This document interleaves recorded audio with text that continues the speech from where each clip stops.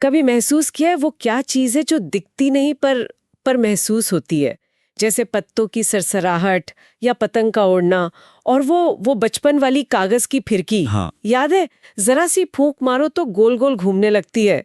यही है हवा, हमारे चारों तरफ। आज हम इसी हवा की दुनिया में थोड़ी गहराई से उतरते हैं, और इस चर्चा के लिए हमारा आधार है एनसीईआरटी की कक्षा 6 की विज्ञान किताब का अध्याय 15, हमारे चारों ओर वायु। हाँ, स्कूल की किताब है, पर आज हम इसके फंडामेंटल कॉन्सेप्ट्स को जरा नए नजरिए से समझेंगे। बिल्कुल। अब मतलब ये अध्याय हवा की उन बुनियादी बातों को सामने लाता है जिन्हें हम अक्सर मानकर चलते हैं, सोचते भी नहीं, पर ये हमारी दुनिया को समझने के लिए बहुत जरूरी है। तो पहला सवाल यही उठता है कि हवा आखिर है कहाँ? क्या सच में ये हर जगह है? मुझे वो स्कूल वाला एक प्रयोग याद आ रहा है, खाली बोतल वाला। हम कहते तो हैं खाली बोतल, पर क्या वो सच में खाली होती है? हाँ, वो क्लासिक प्रयोग है। हाँ, अगर एक बोतल लें और उसे उल्टा करके सीधे पानी की बाल्टी में डुबोएं, तो पानी अंदर नहीं जाता। अजीब है, बोतल तो खाली दिखती है, पर जैसे ही बोतल को जरा सा तिरछा करते हैं, वो बुलबुले निकलने लगते हैं और फट से पानी अंदर। ये क्यों होता है? ये बुलबुले कहाँ से आए? ये बहुत अच्छे से दिखाता है कि हवा जगह घेरती है, मतलब इट ऑक्यूपाइज स्पेस। वो बोतल जिसे हम खाली कह रहे थे, वो असल में हवा से पूरी तरह भरी हुई थी। अच्छा। तो जब उसे सीधा पानी में डाला, अंदर की हवा बाहर नहीं निकल पाई। पानी ने रास्ता रोक लिया, इसलिए पानी भी अंदर नहीं जा सका। ओके। और जैसे ही बोतल तिरछी हुई, हवा को निकलने की जगह मिल गई। वो बुलबुलों के रूप में बाहर आई और उसकी जगह पानी ने ले ली। तो साबित हुआ हवा जगह घेरती है। और दिखती इसलिए नहीं क्योंकि इसका कोई रंग नहीं और ये पारदर्शी है, पर है हर जगह, हर खाली दिखने वाली जगह में। हर जगह मतलब कितनी दूर तक? क्या सिर्फ हमारे आसपास ही या ऊपर आसमान में भी? बहुत दूर तक। हमारी पृथ्वी के चारों ओर ना हवा की एक मोटी परत लिपटी हुई है, एक कंबल की तरह। इसी को हम वायुमंडल कहते हैं, एटमॉस्फेयर। वायुमंडल, अच्छा। हाँ, ये पृथ्वी की सतह से शुरू होकर कई कई किलोमीटर ऊपर तक फैला है। तो ये जो वायुमंडल है, क्या ये हर जगह एक जैसा है? मतलब यहाँ जमीन पर और पहाड़ों की चोटी पर हवा एक जैसी होती है या कुछ फर्क होता है? नहीं, फर्क होता है, बिल्कुल होता है। जैसे जैसे हम ऊपर जाते हैं, ऊंचाई बढ़ती है, तो हवा विरल होती जाती है, रेरर। विरल मतलब हवा के कण दूर दूर हो जाते हैं, हवा कम घनी हो जाती है। ओ, अच्छा, तभी शायद वो जो पर्वतारोही होते हैं, ऊंचे पहाड़ों पर चढ़ने वाले, वो अपने साथ वो बड़े सिलेंडर लेके जाते हैं, ऑक्सीजन वाले। एकदम सही, बिल्कुल। क्योंकि उतनी ऊंचाई पर हवा इतनी विरल होती है कि सांस लेने के लिए जरूरी ऑक्सीजन हमें आसानी से नहीं मिल पाती, कम हो जाती है हवा में। इसीलिए उन्हें ऑक्सीजन सिलेंडर चाहिए होते हैं। तो हाँ, ऊंचाई के साथ हवा बदलती है। ठीक है, तो ये तो साफ हो गया कि हवा हर जगह है, जगह घेरती है और ऊंचाई के साथ बदलती भी है। पर अब अगला सवाल, ये हवा आखिर है क्या चीज, किससे बनी है? पहले तो लोग शायद सोचते थे कि ये बस एक ही चीज है। हाँ, पुरानी धारणा यही थी। लेकिन किताब में वो एक और प्रयोग था, मोमबत्ती वाला। अगर 2 मोमबत्तियां जलाएं और एक को कांच के ग्लास से ढक दें, हाँ, तो ढकी हुई मोमबत्ती थोड़ी देर में बुझ जाती है, जबकि दूसरी जलती रहती है। इससे क्या पता चलता है? क्या ग्लास के अंदर की हवा खत्म हो गई? ये प्रयोग साबित करता है कि हवा कोई एक चीज नहीं है, ये कई गैसों का मिश्रण है, एक मिक्सचर। और इस मिक्सचर में एक हिस्सा ऐसा है जो जलने में मदद करता है, सपोर्ट करता है कंबस्शन को। अच्छा, उसी हिस्से को हम ऑक्सीजन कहते हैं। जब मोमबत्ती को ग्लास से ढका, तो उसने जलने के लिए ग्लास के अंदर बंद हवा की ऑक्सीजन इस्तेमाल कर ली। ओके। जैसे ही वो ऑक्सीजन खत्म हुई, मोमबत्ती बुझ गई। सीधी सी बात है। और दूसरी वाली जलती रही क्योंकि उसे बाहर से लगातार ऑक्सीजन मिल रही थी। बिल्कुल, लगातार सप्लाई थी। दिलचस्प। तो मतलब हवा सिर्फ ऑक्सीजन नहीं है, इसमें और क्या क्या है फिर? कौन सी गैसें हैं? हाँ, ऑक्सीजन तो एक हिस्सा है, बहुत जरूरी हिस्सा, लेकिन हवा में और भी बहुत कुछ है। सबसे पहला और जरूरी हिस्सा तो ऑक्सीजन ही है। हमने देखा ये जलने में मदद करती है। और सबसे जरूरी, हम सब इंसान, जानवर, यहाँ तक के पौधे भी सांस लेने के लिए, मतलब श्वसन के लिए इसी का इस्तेमाल करते हैं। इसके बिना तो जीवन ही नहीं। सही बात है। फिर जो दूसरा सबसे बड़ा हिस्सा है वो है नाइट्रोजन। ये हवा का लगभग 78% बनाती है। 78%? इतना ज्यादा? हाँ, बहुत ज्यादा। हमारे चारों ओर की हवा का 3/4 से भी ज्यादा हिस्सा नाइट्रोजन है। और ये ऑक्सीजन से उल्टा है, ये जलने में मदद नहीं करती। जब वो ग्लास वाली मोमबत्ती बुझी थी, तो गिलास के अंदर जो गैस बच गई थी, उसका बड़ा हिस्सा नाइट्रोजन ही था। तो मतलब हम जो सांस लेते हैं, उसमें ज्यादातर नाइट्रोजन अंदर जाती है? लेते भी हैं, पर हमारा शरीर उसका सीधे इस्तेमाल नहीं करता श्वसन में। वो लगभग वैसे ही बाहर आ जाती है। उसके अपने अलग काम है प्रकृति में, पर सांस लेने में मुख्य भूमिका ऑक्सीजन की है। ठीक है, और क्या है? फिर है कार्बन डाइऑक्साइड, CO2। ये बहुत कम मात्रा में है, करीब 0.03 से 0.04%, लेकिन है बहुत महत्वपूर्ण। अच्छा, कम होके भी? हाँ, ये गैस तब बनती है जब कोई चीज जलती है या जब हम सांस छोड़ते हैं। और पौधे अपना खाना बनाने के लिए इसी कार्बन डाइऑक्साइड का इस्तेमाल करते हैं। ओ, किताब में इसकी पहचान का एक तरीका भी है। अगर इसे चूने के पानी से गुजारें तो वो दूधिया हो जाता है। हाँ, याद आया, लाइम वाटर वाला टेस्ट। हाँ, फिर है जल वाष्प, वाटर वेपर। हवा में पानी? हाँ, गैस के रूप में। हवा में नमी होती है ना, जी। खासकर बरसात में महसूस होती है, चिपचिपाहट, वो इसी जल वाष्प के कारण। या फ्रिज से ठंडी बोतल निकालो तो बाहर बूंदें जम जाती हैं। हाँ हाँ, बिल्कुल। वो हवा की नमी ही ठंडी सतह पर पानी बन जाती है, कंडेंसेशन। ये पानी के चक्र, वाटर साइकिल के लिए भी बहुत जरूरी है। अच्छा। और कुछ? और हाँ, इन गैसों के अलावा हवा में कुछ ठोस चीजें भी होती हैं, बहुत बारीक, धूल और धुआं। धूल और धुआं। हाँ। जैसे लकड़ी, कोयला जलता है तो धुआं निकलता है। उसमें गैसें भी होती हैं और बहुत महीन कण भी। धूल कण, डस्ट पार्टिकल्स, ये अक्सर हानिकारक होते हैं। फैक्ट्रियों, गाड़ियों से निकलता धुआं देखा ही होगा। और वैसे भी हवा में धूल के कण तो हर समय होते ही हैं, चाहे कुछ जले या ना जले। अरे हाँ, वो वाला प्रयोग, अंधेरे कमरे में अगर एक छेद से रोशनी आए तो उस किरण में छोटे छोटे कण नाचते हुए दिखते हैं। बिल्कुल सही, वो धूल के कण ही है। ये दिखाता है कि हवा में हमेशा धूल मौजूद रहती है, भले ही हमें दिखे नहीं। कमाल है। और देखिए, प्रकृति ने इसका इंतजाम भी किया है। हमारी नाक के अंदर जो छोटे बाल हैं और वो जो चिपचिपा म्यूकस होता है, हाँ। वो एक फिल्टर का काम करते हैं, धूल को फेफड़ों तक जाने से रोकते हैं। अच्छा, इसीलिए शायद कहते हैं कि नाक से सांस लेना चाहिए, मुंह से नहीं, क्योंकि मुंह में फिल्टर नहीं होता। बिल्कुल, मुंह से सांस लेने पर धूल और बाकी कण सीधे अंदर जा सकते हैं।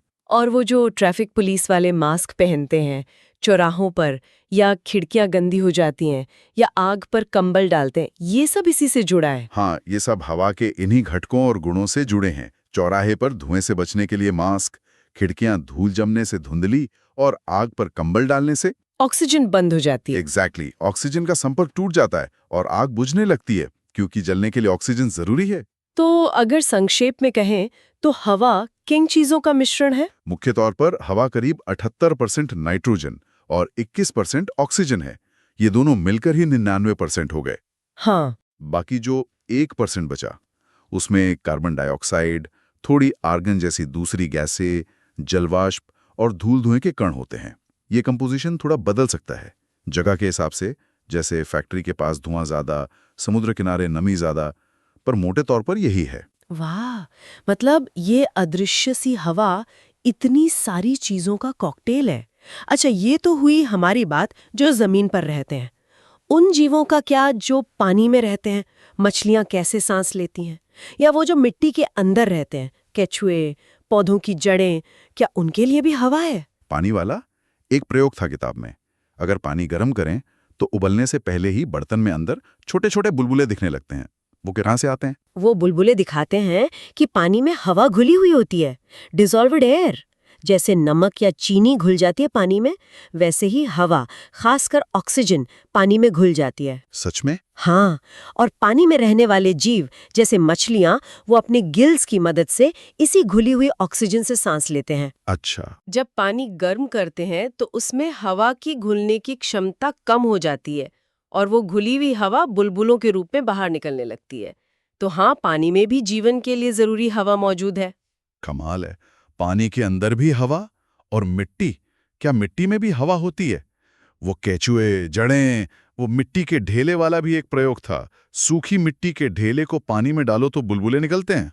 उसका भी ठीक वही मतलब है। मिट्टी के कणों के बीच जो खाली जगह होती है ना, उसमें हवा फंसी होती है। अच्छा। जब पानी डालते हैं तो पानी उन खाली जगहों में घुसता है और अंदर की हवा को बाहर धकेलता है। वही हवा बुलबुलों के रूप में दिखती है। तो मिट्टी के जीव और जड़ें इसी हवा से सांस लेते हैं? बिल्कुल। केंचुए, चींटियां, बाकी कीड़े और पौधों की जड़ें सब श्वसन के लिए मिट्टी की इसी हवा का इस्तेमाल करते हैं। मिट्टी में जो बिल और छेद होते हैं, उनसे हवा अंदर बाहर आती जाती रहती है। ओ, तभी शायद जब बहुत तेज बारिश होती है तो केंचुए जमीन से बाहर आ जाते हैं, है ना, क्योंकि पानी भर जाता होगा उन जगहों में। बिल्कुल सही पॉइंट। भारी बारिश में मिट्टी के अंदर हवा की जगह पानी भर जाता है, तो बेचारे जीवों को सांस लेने में दिक्कत होती है, ऑक्सीजन नहीं मिलती, इसलिए वो बाहर आ जाते हैं। ये तो बहुत ही दिलचस्प है। मतलब हवा सिर्फ ऊपर ही नहीं, पानी और मिट्टी के अंदर तक जीवन चला रही है। लेकिन एक और सवाल आ रहा है मन में। पूछिए। अगर इतने सारे जीव जमीन पर, पानी में, मिट्टी में सब लगातार ऑक्सीजन इस्तेमाल कर रहे हैं सांस लेने में, और चीजें जलने में भी ऑक्सीजन खर्च हो रही है, तो ये ऑक्सीजन वायुमंडल से खत्म क्यों नहीं हो जाती? इसे वापस कौन भरता रहता है? बहुत अच्छा सवाल है। ये प्रकृति के एक अद्भुत संतुलन की वजह से होता है, और इसका जवाब है पौधे और उनकी प्रक्रिया, जिसे कहते हैं प्रकाश संश्लेषण, फोटोसिंथेसिस। प्रकाश संश्लेषण, हाँ सुना है। हरे पौधे अपना खाना खुद बनाते हैं। इसके लिए वो हवा से कार्बन डाइऑक्साइड लेते हैं, जमीन से पानी और सूरज की रोशनी से ऊर्जा। इस प्रोसेस में वो अपना भोजन बनाते हैं और साथ में ऑक्सीजन गैस बाहर छोड़ते हैं। अच्छा, पौधे ऑक्सीजन बनाते हैं? हाँ, एक तरह से बनाते हैं सह उत्पाद के तौर पर। यही ऑक्सीजन है जो वायुमंडल में वापस आती रहती है। और दूसरी तरफ? दूसरी तरफ है श्वसन, रेस्पिरेशन, जिसमें सभी जीव और पौधे भी ऑक्सीजन लेते हैं और कार्बन डाइऑक्साइड छोड़ते हैं। पौधे भी ऑक्सीजन लेते हैं? हाँ, पौधे भी श्वसन करते हैं, दिन में भी रात में भी, जिसमें वो ऑक्सीजन लेते हैं, लेकिन दिन में वो प्रकाश संश्लेषण भी करते हैं, जो श्वसन से कहीं ज्यादा होता है। इसलिए नेट रिजल्ट ऑक्सीजन छोड़ना होता है। ओके।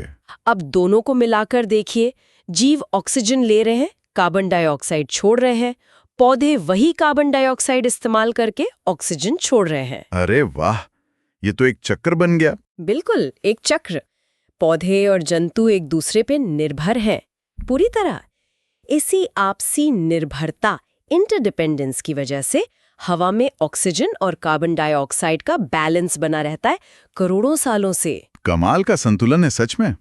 अच्छा, किताब में सांस लेने और जलने के अलावा हवा के कुछ और इस्तेमाल भी बताए थे शायद? हाँ, हवा के और भी कई काम है।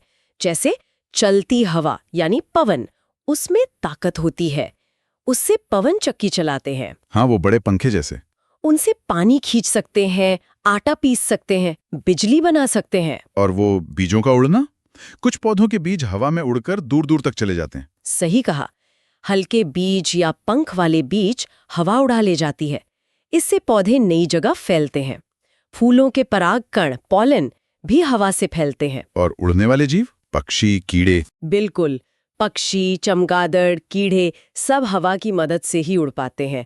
हवा उन्हें सहारा देती है, ऊपर उठाती है। और जल चक्र, वाटर साइकिल में भी हवा का रोल है।